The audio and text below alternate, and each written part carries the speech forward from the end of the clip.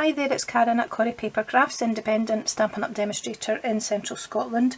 Welcome to today's Simple Sundays project, and it's this little gift box here. It is a milk carton style box again, but I designed this specifically for a gift that I was sending to someone, and this was part of the parcel that I sent to Janice, one of my downline ladies who was attending on stage at home, the same as I was, just over the last few days.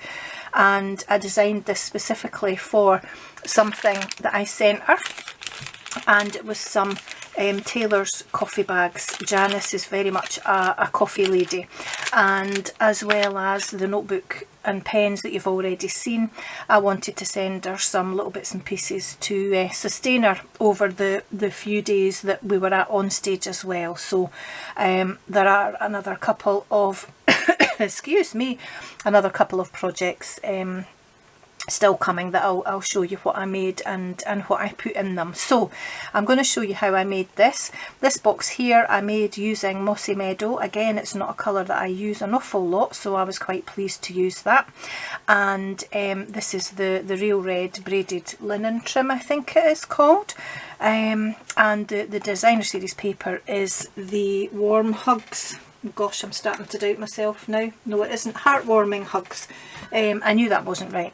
So that's a 12 by 12 designer series paper pack. So I'm going to show you how I made this, but the dimensions of the box are 3 inches by 5 inches to here, or 6 inches to the very top, by 1.5 inches deep, and in centimetres that is 7.6 by 12.7 centimetres to here, and 3.8 centimetres, but I just can't remember, 15.2 to the very top at the 6 inch mark there. So I'm going to show you how I made it. So I'm going to pop this over to the side, and what you're going to need to make this box, first of all, is a piece of cardstock, and this is real red I'm going to use this time, which measures 9.5 inches by 8 inches, or 24.1 by 20.3 centimetres.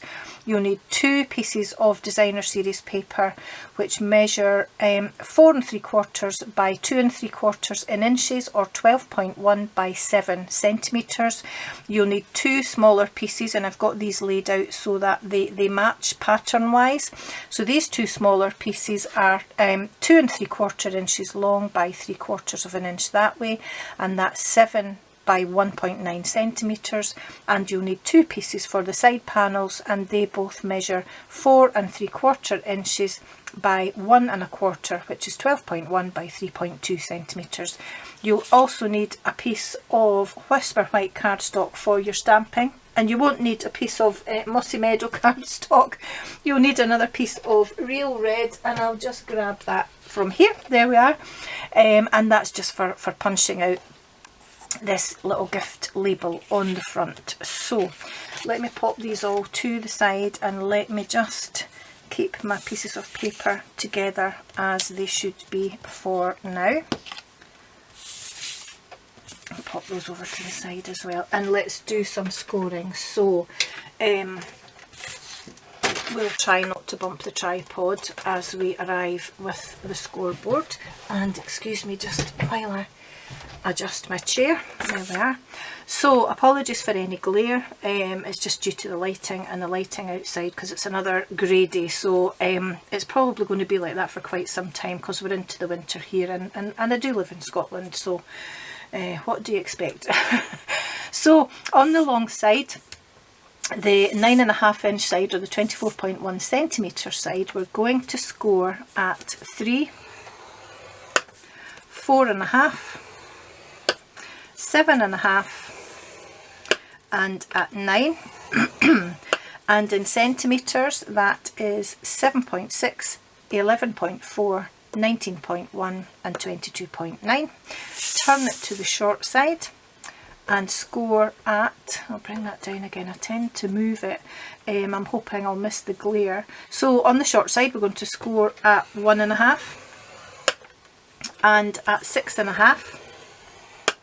Then we're going to flip the cardstock over and score again at 7.5. And in centimetres that would be 3.8, and 16.5, then flip the card over and score again at 19.1, and then flip it back.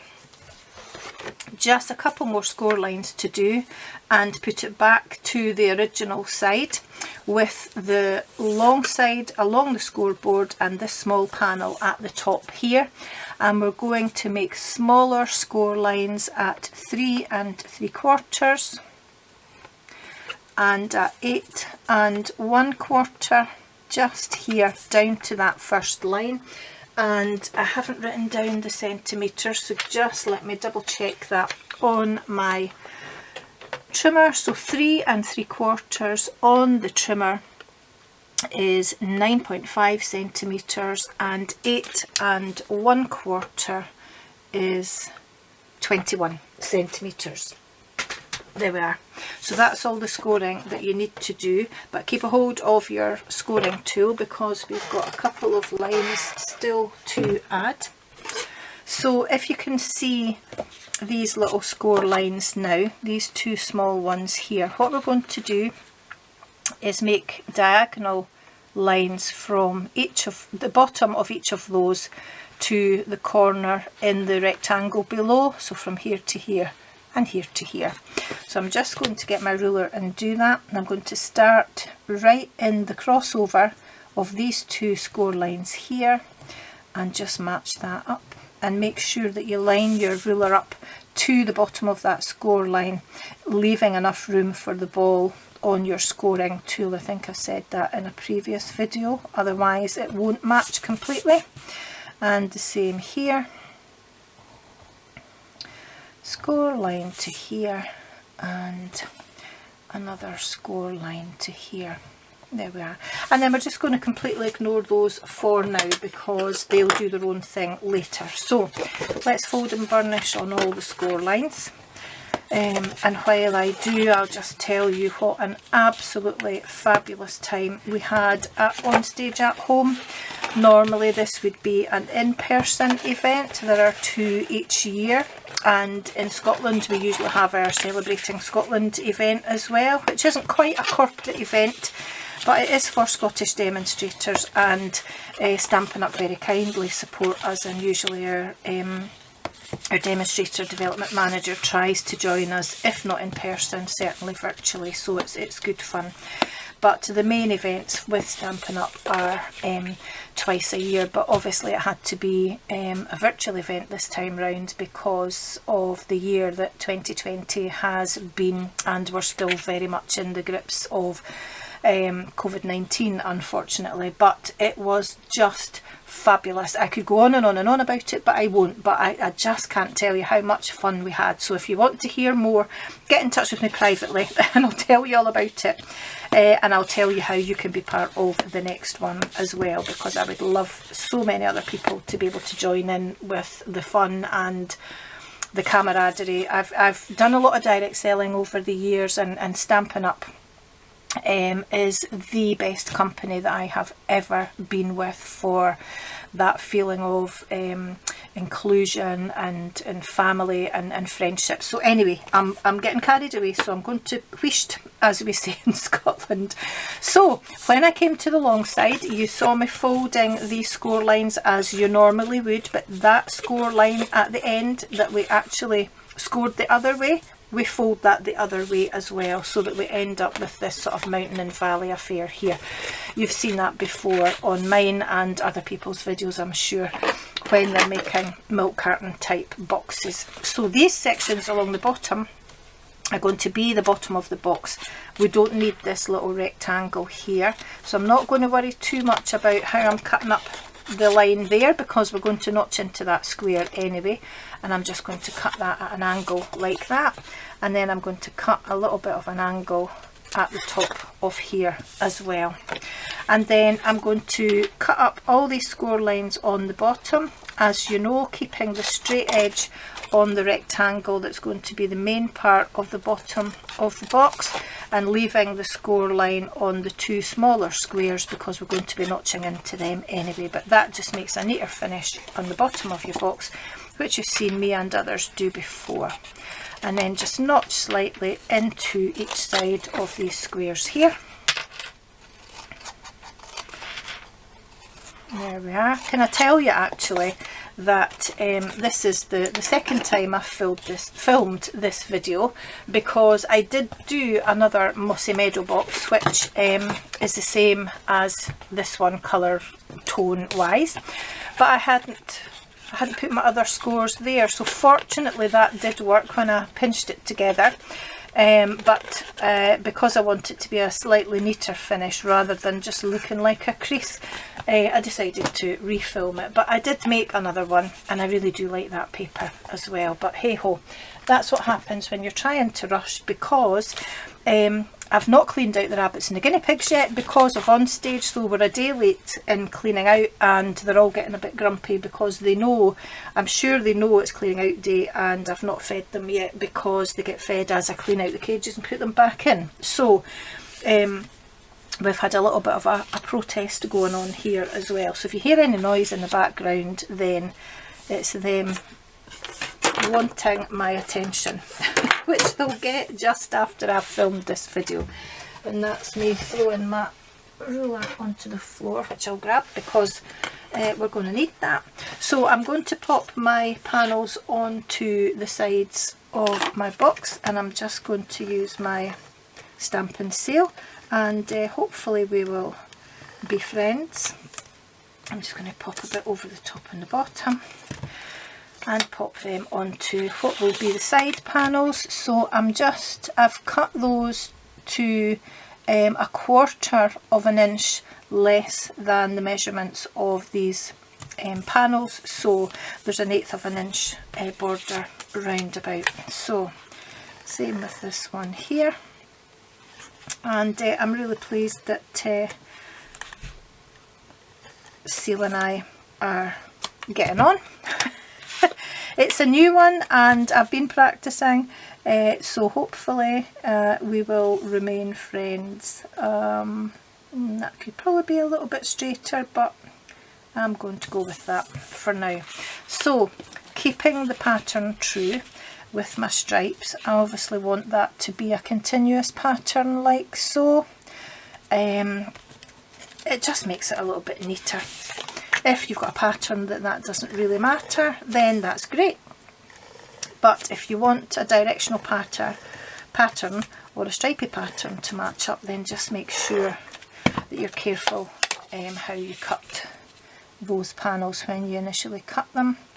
So I'll pop that on about there and grab this one and just, oops,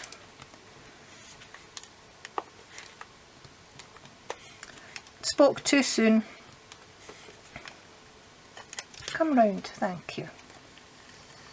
There we are, and I'm just going to add a couple of strips on here. It's just a bit of an awkward width. There we are. And just making sure that, you see that, how that's not looking like the right way up, but that is. So just make sure that you, and yet that doesn't look right either, does it? I think I've put the larger panel on the wrong way around, or is it that way? I think it's that way, but we're going to go with that way anyway because we could be here all day otherwise. So that wasn't so great. I don't know quite what I managed to do there. So let's try that again, and I think it's because I turned the bigger panel round to put extra, oh come on, to put extra seal on it. So I'm not going to do that this time. I'm just going to make sure that I keep it the right way up and keep that bit the right way up, and hopefully this will be just a little bit more successful. So there we are, and this should match up better. Oops. So just pop, it's so sticky, this seal, it really, really is sticky. Come on.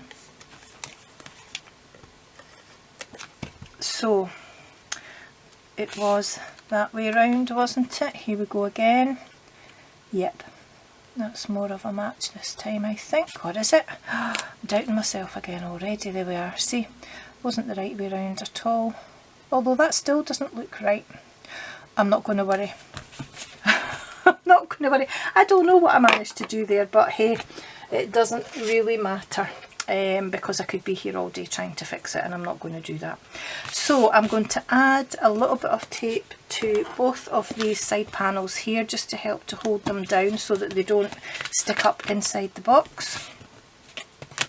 And we already know that our front panel is always the panel in between the two side panels, so that's going to be the last one that we fold over and stick down. So I want to add my tape onto the underside of that, and because this is going to be a gift for someone, I'm just going to add plenty tape onto the bottom so that we've not got any gaping at the sides. I don't do gaping, and I'm a bit the same with my tear and tape as I am with my dimensionals. I don't scrimp, because I'm not going to spend time making a really nice project and then not put very much adhesive on to make it look nice once it's actually finished. So I'm just going to give them an extra press with my paper folder, and hopefully I've still got enough on this roll of tear and tape to take a piece of tape all the way down this side panel here and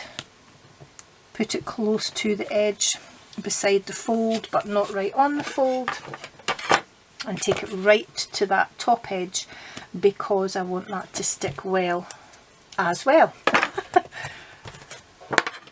An extra burnish with my paper folder, especially over those two creases, and then I'm ready to stick my box together. And again, I'm still ignoring these little score marks here, because they are going to do their own thing when we put the box together, which you'll see. So just bring that edge over to meet that edge there, give it a press with my paper folder, and I should be able to fold it the other way and get that to press down that way too. So if you want to make some of these for Christmas time or a birthday party or whatever, you can actually make them to this stage and then fold them flat until you're ready to put them together for your event, whatever that might be. And I'm going to be doing that with some boxes like this in preparation for Christmas time, so that they don't get squashed if I put them all together right away, but they're all ready just to finish off and pop my treats in.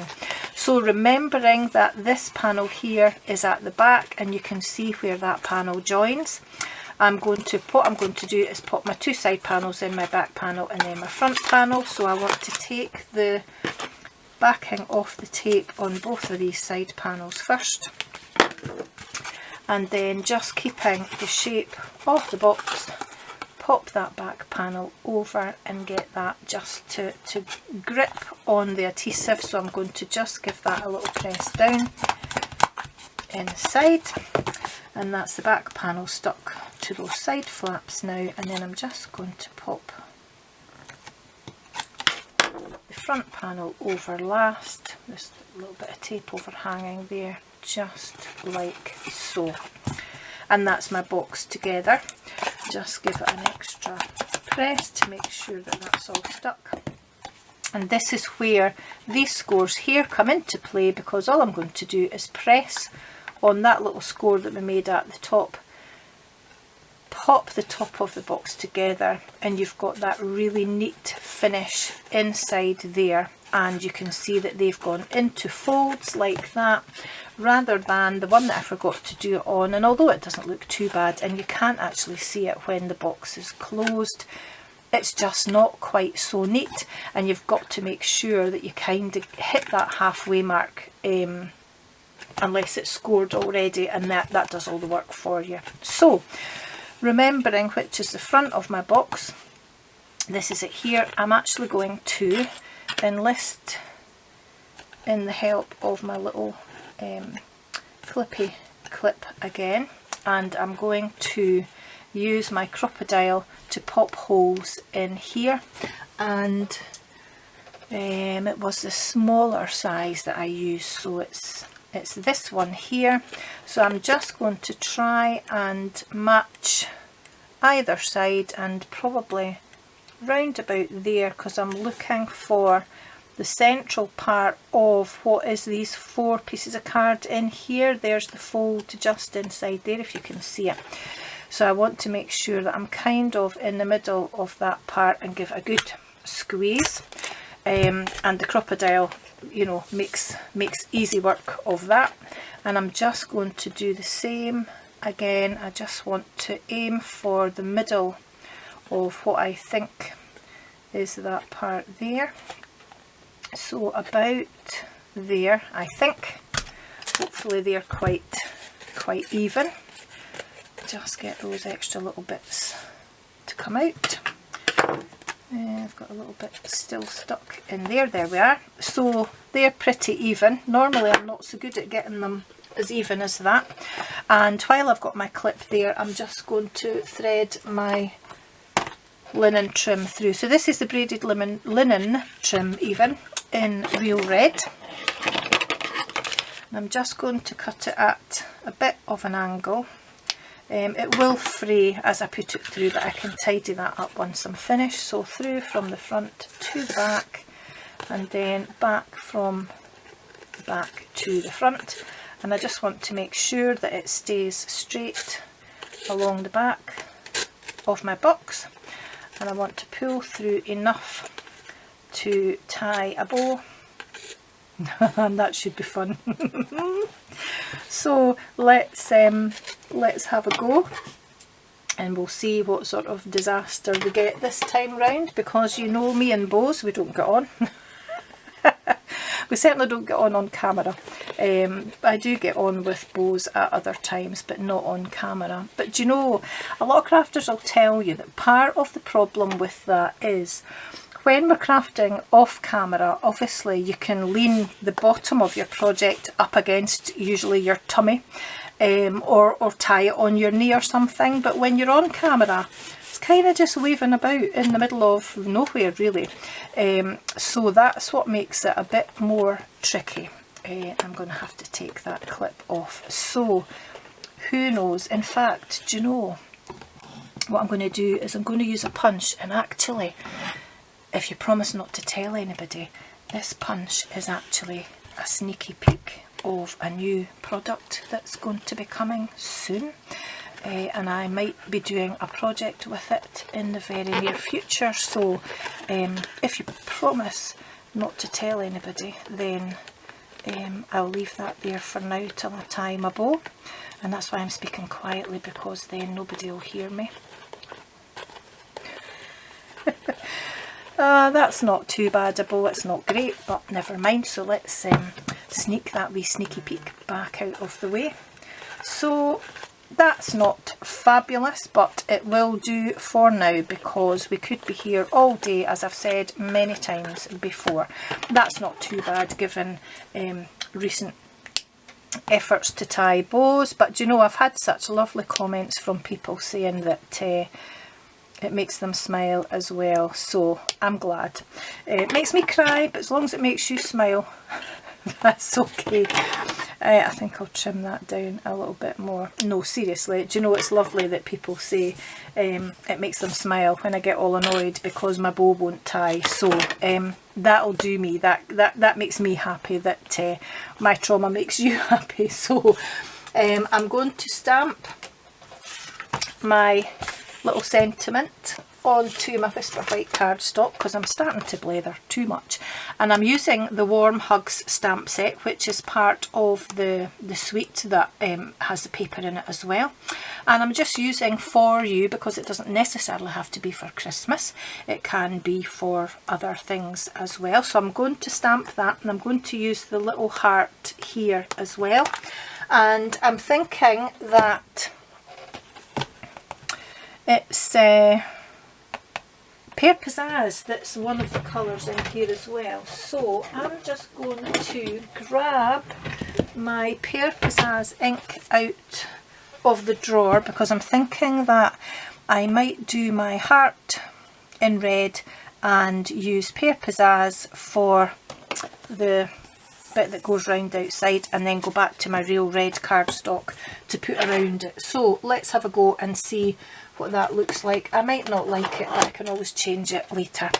So my real red, first of all, for my little love heart, and I'm going to stamp that there, just like so. Really pretty, and it's a nice crisp image. That's what I love about Stampin' Up stamps. And I've already got my For You mounted. Now I've got to try and get this evenly round my love heart, and I'm not directly over the top of it. I've got a little bit of guinea pig hair on that, so I'm hoping that I can lean over a little bit and just check where I'm stamping, but that I won't just have put my head right underneath the camera. That's not bad, so I'm happy with that, and I'm going to go with it. So let's get that ink out of the way, get the stamp out of the way. Now, I discovered from my team leader, who discovered from someone else, that although there are dies to go with this stamp set, you can actually cut this out using the 1.5 inch circle punch. So that's ideal for a Simple Sundays project. So I'm just going to line that up round about and then have a check that that's even. Punch it out like so. And then I'm hoping that this piece of real red cardstock will fit my 2 inch punch, which is what I want to use for the surround, and it does. There we are. Now I know that loud noises affect the camera, and I lose sound just for a split second. That's a bit fluffy round the edges, so I'm going to just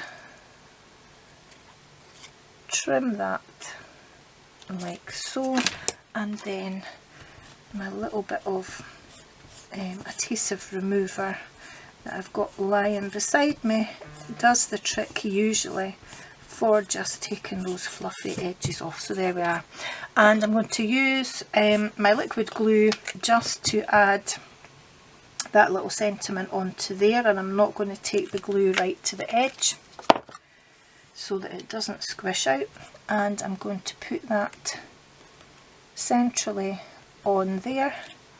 Let me just check. That doesn't look too bad at all. We'll just go with it, because once you move it around and try and fix it, it tends to make it more squint. And then I'm just going to get my dimensionals and add 3 dimensionals to the back. 1, 2, 3, and pop it onto the front of my box. I'm quite liking that actually. I do like the pear pizzazz round it just to break up the red, and I think it did work. So just trying to get that straight. Let me have a look. Yep, pop that on there. And I did use the holiday gems or the holiday rhinestone jewels for this box here, but I think I'm actually going to get my little red rhinestones for this box because I changed the colour. So just grab those out of the box and add a few of those on. So cover up the jagged end on here, and I think we'll just randomly add a few, one there, one there, and one about there. There we are. Doesn't matter where you put them, just wherever the mood takes you when you actually make your project. And there you go. I like both of those, and I do like the pear pizzazz with the real red on there. So that's it for another Sunday. Thanks for watching. I'll put a link to all the products in the description bar below. If you want any more information, or if you want to ask me about Onstage, then please do get in touch, and I'll be more than happy to chat with you about it. So take care until I see you the next time. Bye bye.